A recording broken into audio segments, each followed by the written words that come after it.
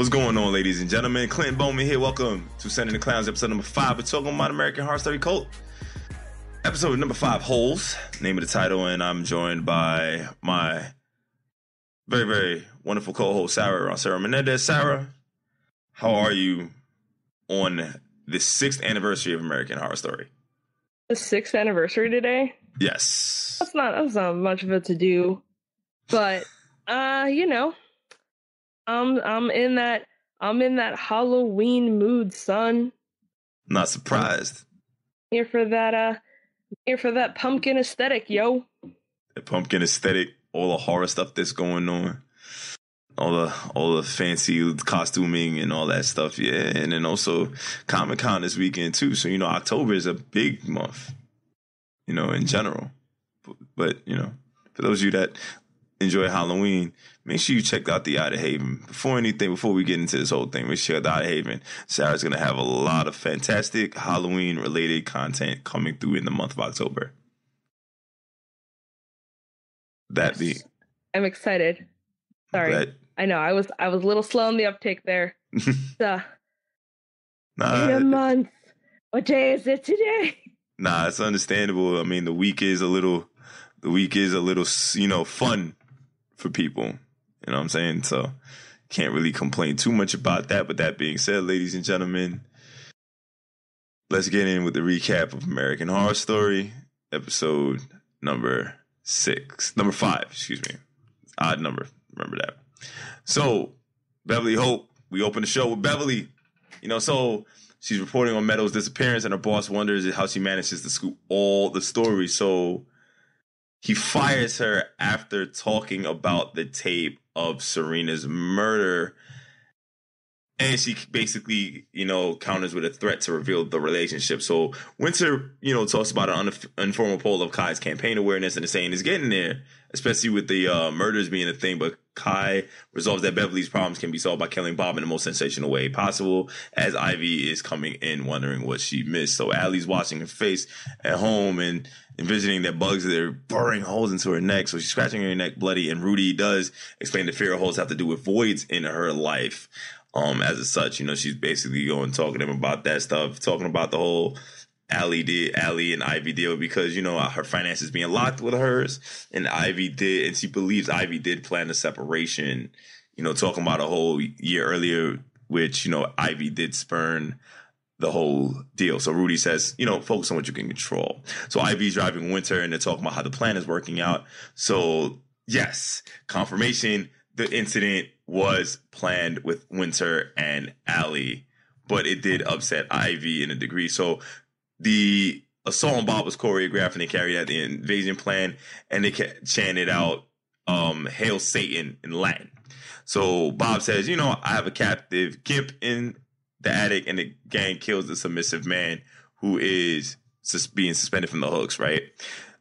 So Ivy's like, dips. She says, nah, I'm not dealing with it. I can't do it. And she's vomiting in the toilet. And Winter is basically like, it's all right. It's all right. And the rest of them, drag Bob to the attic, and they stab him on camera. And Beverly just pops him with an axe in the head. So Beverly talks about Bob's murder with the footage sent to her. So Beverly remarks to Kai that something was kind of, amiss, and they recall setting up the coffin killing, and that one member was the weak link in both incidents, and they severed the link. We're going to get to that later. So Allie's talking about Harrison. Allie's looking through a telescope at Harrison as he tows a bundle into the house, and that he's in a relationship with Jack Samuels. And Allie investigates to find a deep hole in the backyard with Meadow inside asking for help. So she flees home, and she calls 911, but she gets put on hold. So she calls Ivy, and Ivy's like, nah, fuck this. I don't want to deal with you. And Meadow bangs on the door, telling everybody about the cult before she's caught and dragged away. Well, everybody, we mean Allie. It's basically just Allie. Telling Allie about everyone involved in the cult. Did I say that, or did I mess that up? I think you said telling everyone about the cult, and I was just like, whoops, I feel like I messed that up, yes. It's totally fine. Thank you for the correction. Between all the names that end in E, shit, and all the characters coming in and out, at this point, it's just like, the fact that you can string together coherent recaps at all is just a feat. Yes. So essentially, Winter tells the cultists that the clown's televised debuts has given Kai a very huge bump in the polls, and he says it's not good enough, and we got to end it. We got to end the weak link, and they take care of RJ, who is the weak link, and Ivy is asking Kai to stop because it's not cool, and Kai pushes her, and they talk about the whole world record of nail guns to the head, until someone dies, and Ivy drives the nail into his head, and everybody goes on until Kai delivers the killing nail. Now, Beverly and Kai are doing the pinky ritual, but Kai is being interrogated, and Kai talks about the time when his parents died and how Rudy, who turns out to be the brother of Kai and Winter, helps him cover up the deaths by mummifying the bodies and lie in a sealed room. And Winter's kind of upset about this fact, but she does fall in line. So he does visit the remains, and Kai is breaking down while Beverly is processing what she'll do with her new leverage. So let's kind of do Sarah, first question, where do you want to start? Ooh, boy, that's a toughie. I mean, this episode, again, we bitched a lot about the first three, and we're like, why is this happening? But it has gotten a lot better. And it is interesting for me to see sort of how everyone falls in line. And it is, to me, interesting to see how Beverly isn't taking Kai's shit. Like, Beverly knows a power structure when she sees it, and she knows that Kai is not top dog here. Yes. So that whole thing where she sits and talks to him and gets the story out of him, where he's like, I'm a mirror, blah, blah, blah. She's like, nah, bullshit, son. I want the truth. Give it to me. Well, she's been trying to call him out since episode 4. So she sees through it to a degree. So I feel like she's playing the game just to kind of like break up this whole thing. Yeah. I mean, I don't think it's that. I think she wants that empowerment, right? She's a woman, she's black, she works in a genuine, like, a male-dominated field in terms of, like, who owns the companies, who runs the media companies.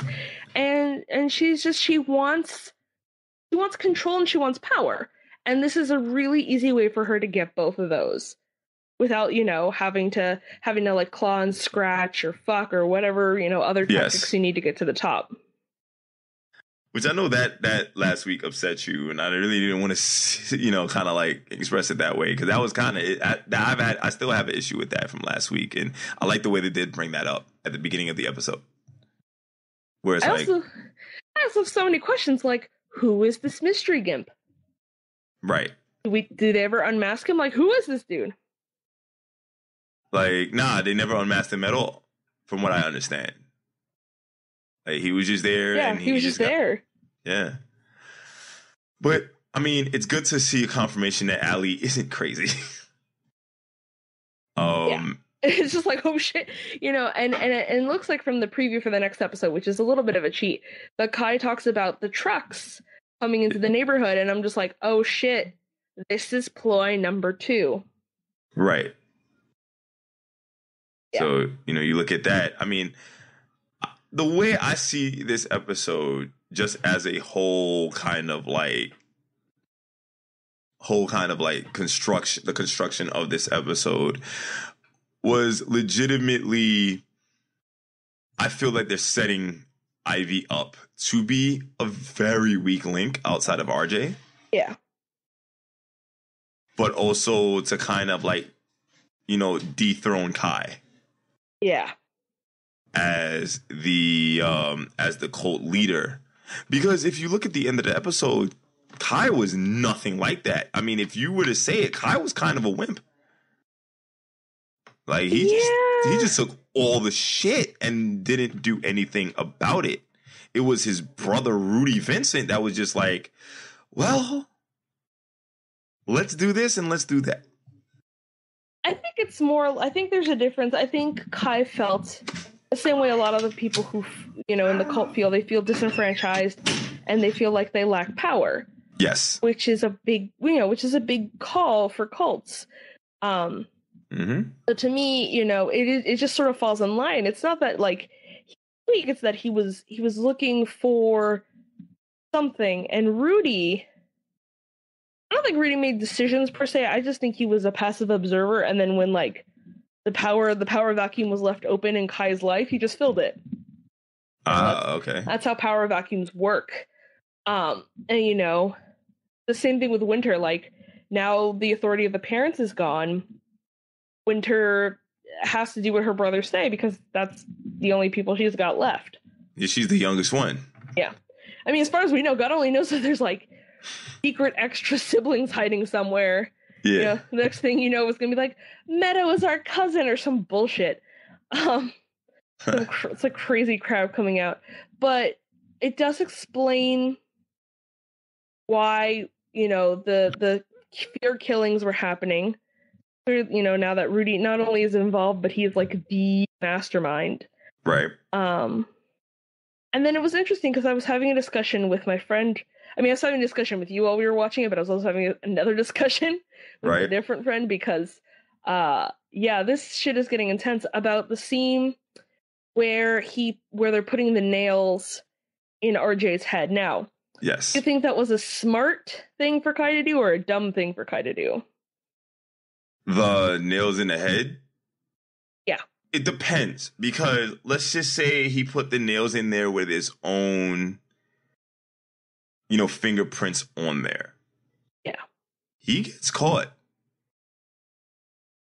You know, that's true. Beverly letting this happen is actually a really intelligent idea because let's just say the nail gun does get found, and let's just say we find out that the nails, the head, especially the head of the nails, has his fingerprints on it. Yeah. You know, he's a genius, but he's not a criminal genius. So it's like somewhere down the line, I could see this brother getting arrested and caught. Well, if he follows most other cult leaders, he'll die first, but here's the thing. The reason why I say he won't die first is because he is running for city council. So it's like, you know, can he die and make it look like an accidental? Can he orchestrate it to be an accidental death, or does he get caught while running for city council?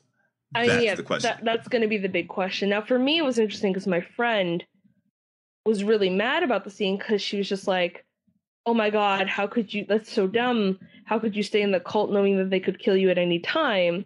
And I was like, no, it's actually really smart because then you were bonded, right? You've all killed this guy. And you know if you dare to rise up, they're going to kill you. Oh, yeah. They're all going to kill you. Like, this is not a, you know, so in a way it's like, yes, like there were chains and links in the cult that were weakened. But in other ways, it's not so much a weakening as it is sort of a tamping down. Like, oh, you wanna dissent? You wanna mess? Get some nails in the head. That's what you get. And it's not even just that. Like, you know, it is a legitimate fear tactic. It's like, okay, we're gonna kill RJ. Kai is like, if you feel like you're going to be a weak link, this is going to happen to you. So if you don't want to be a weak link, and he's basically looking at Ivy and is like, oh, really? You know, you want to be blah, blah, blah. You know, you can be merciful like this, or you can just kill him, or whatever the case may be. It's putting the fear into the hearts of everyone there except Beverly. Because you can see Beverly's there like, all right, fuck it. Yeah, Beverly doesn't care. Beverly's got her own agenda, I'm sure. I feel like she's gonna come out on top in all this. Oh yeah. So it'll be interesting to see her butt heads with Rudy. Mm-hmm. It's also going to be interesting to see what the decision was. To kill, because like, you know, when Meadow reveals everything about the cult, that doesn't come off to me like a tactic to try to get Allie in the cult. Yeah, it comes off more like a tactic of like, yo, get the fuck out while you still can. Yeah, like a warning, like a real genuine warning. And even then, what happens to Meadow? It, like, you know, I think I sent this to you. Is Meadow actually trying to warn her, or is this a fake out? Yeah. And that's what I'm wondering. Like, it doesn't read that way, but at the same time, wouldn't it just be too perfect, you know? For this just to be the way that like Allie gets integrated. So that's a whole thing. It's also interesting to me that now we finally get to see like the bad side of Ivy. It's always been like the decisive, kind, empathetic one, and it turns out like she's actually pretty awful. No, it's not even that. You saw that coming. Because honestly, first of all, her leaving the house, knowing that Allie is a fucking mess.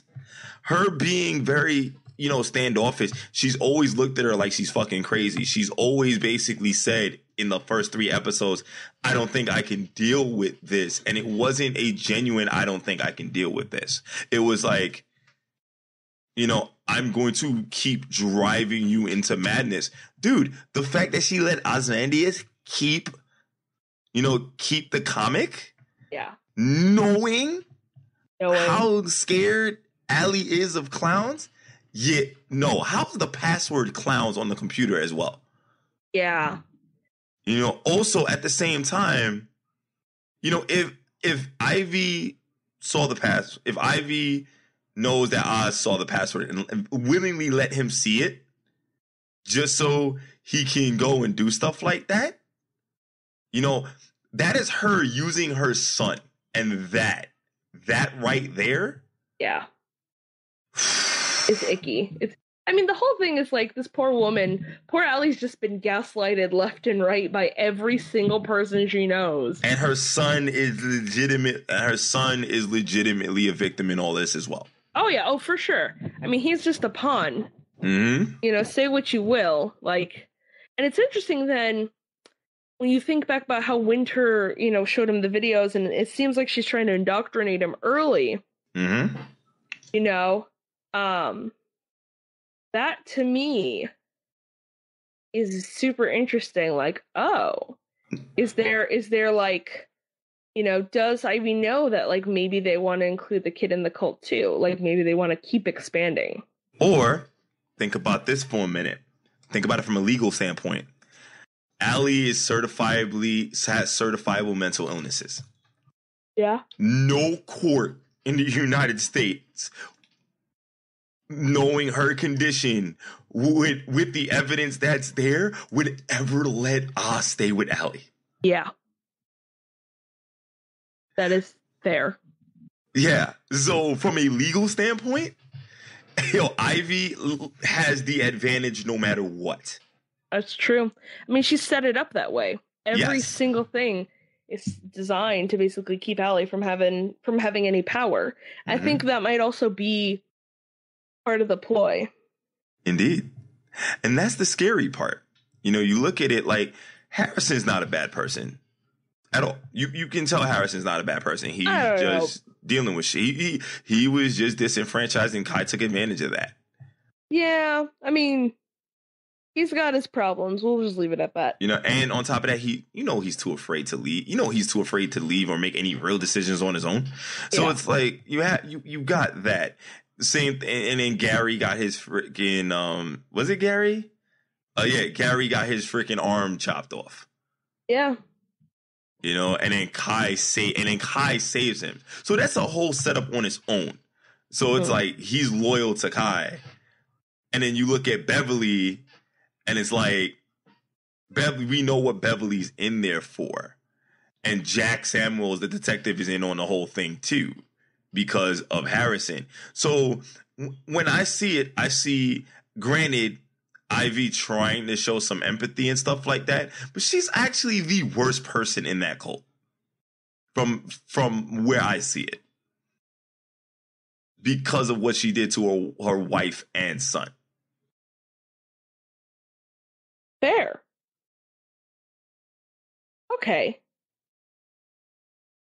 Because honestly, like you said, I think you said it to me in our conversation, Vincent might be the mastermind.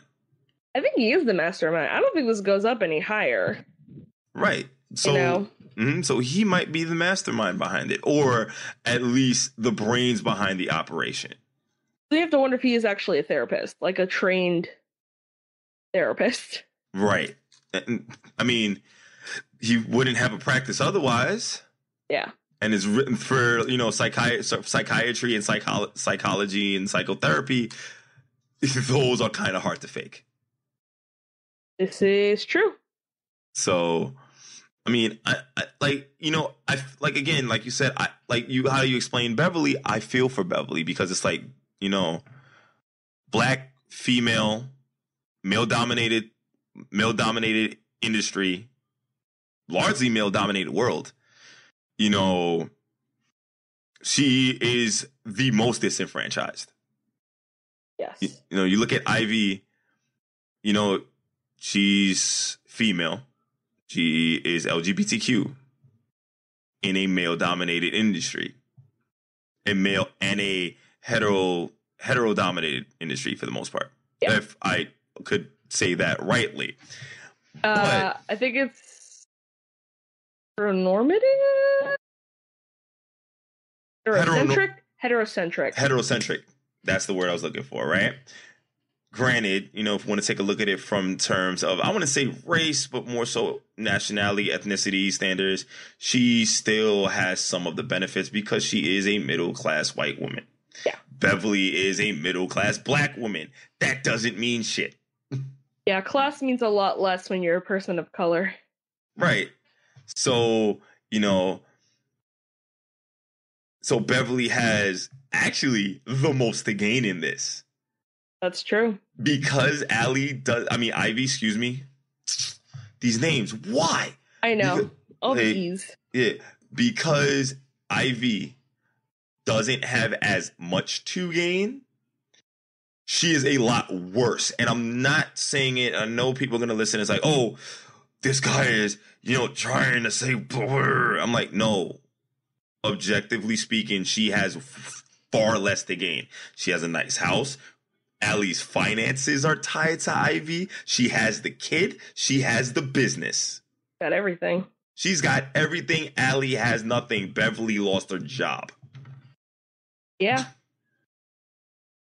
Well, she lost her job, but now still keeps her job because the decision dead. Yeah, and the decision never went through. So she, quote unquote, lost her job. So she has nothing, pretty much, but her job, to be fair. Yeah, we don't see her with her family. We don't see her invested in any other social groups or dynamics. That's right. Also interesting because you see these people, they're pretty much loners, right? Yeah. Winter might be the only exception because she was a part of different groups. I would say Ivy as well.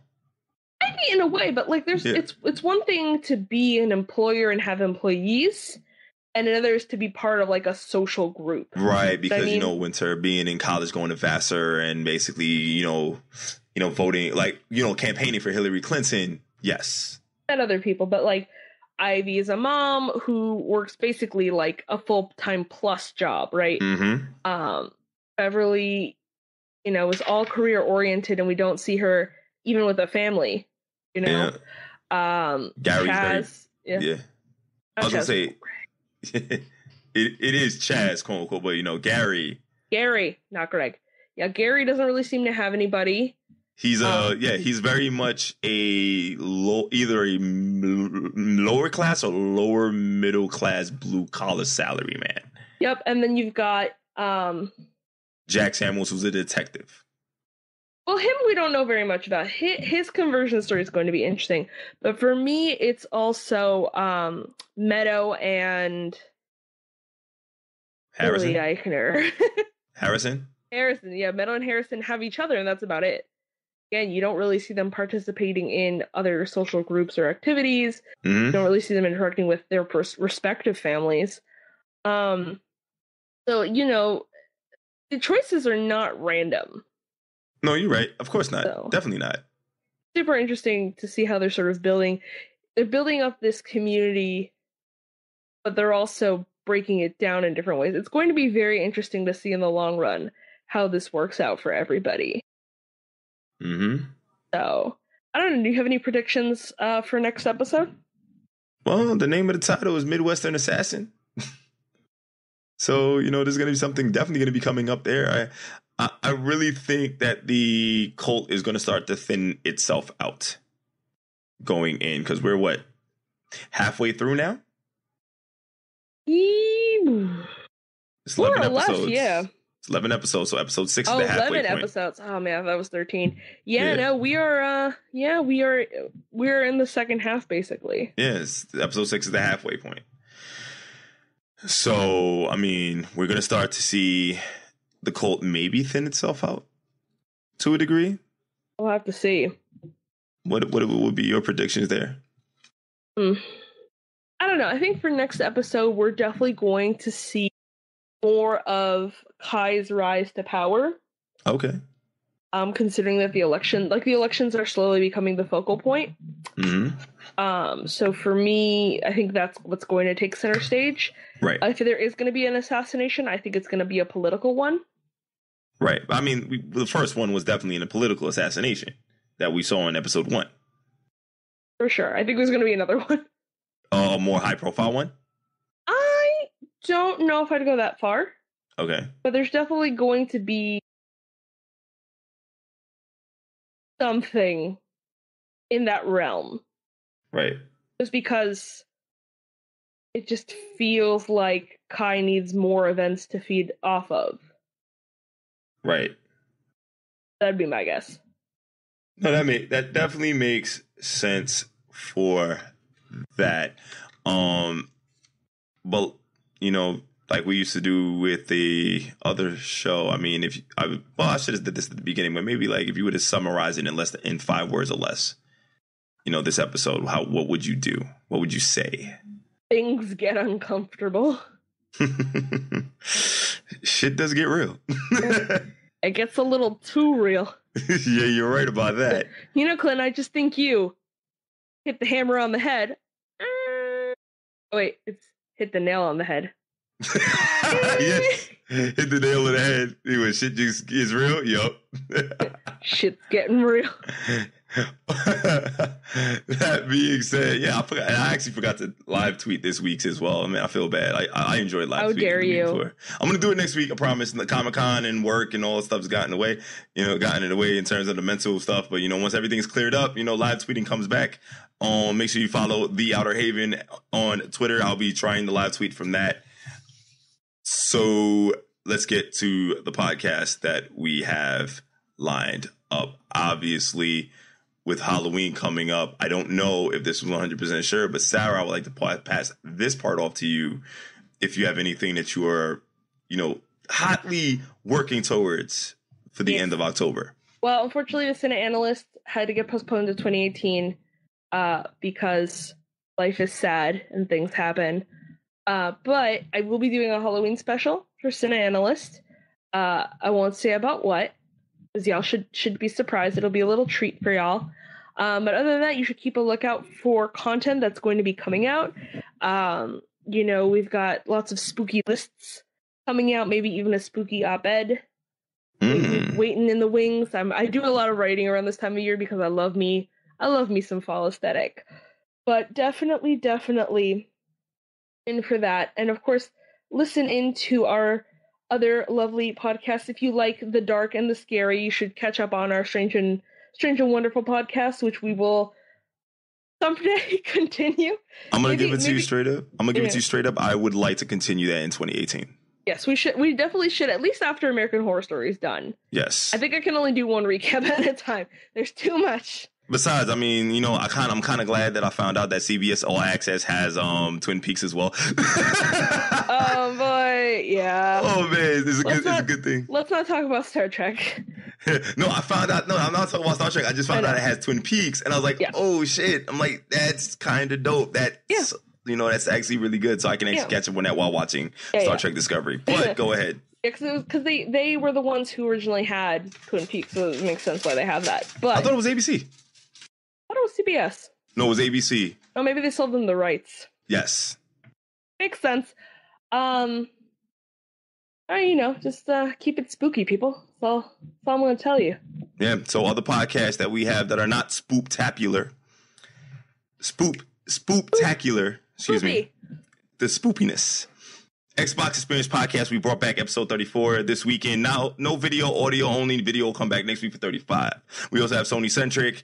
We also have the Nintendo Entertainment Podcast, Warren Infinite Panels, A1 Podcast, and all the other content that we have, as well as our incoming, ladies and gentlemen, movie and manga of the year discussions will be coming up. So obviously, Carl and Sarah will be definitely duking it out about movie of the year. Oh man. You know, we got game of the year. Keith and I and the Microsoft team have already decided our game of the year for the most part. The Sony Centric team is deciding their game of the year, but they have an idea of it as already. And the Nintendo team probably, I'm going to spoiler alert, Legend of Zelda Breath of the Wild. But wow, Clinton. What? Wow. I'm sorry. Look, can I be honest with you? I'm not going to put money on it, but I wouldn't be surprised that if everything that says Nintendo Game of the Year will be Breath of the Wild. I'm not going to lie. And if it's not, if the Nintendo team doesn't say Breath of the Wild, I will be pleasantly surprised, and I will buy them all a Nintendo hat. I will buy them all. I'll spend $20 and I'll spend $60 and buy them all a hat. Wow. That is, but maybe they don't listen to this podcast, so they don't know that. Right. So, you know, that's what it comes down to. But that being said, but all jokes aside, we have Game of the Year and also PC Game of the Year. We're going to have a little discussion about that as well, because, you know, that's a little contentious, if you will. But, you know, Josh and Liz have their manga of the year already set. So by my birthday, November 16th, there's going to be an episode of this pod. I believe there's going to be an episode of this podcast on my birthday. So, you know, that's going to be a special present from me to you. Oh. And then there's also going to be that game of the year discussion. You know, my 30th birthday is going to be real special. It's going to be tight. Like, you're going to keep it tight. That's what it's going to do. That being said, Sarah, any final thoughts before we get out of here? Trust no one. The wise words of Stone Cold Steve Austin, ladies and gentlemen. That being said, Sarah, thank you for joining me again on this podcast, as you always do, for our TV and film recap deal. I'm Clinton Bowman, and you will hear our lovely voices next week on Send in the Clowns.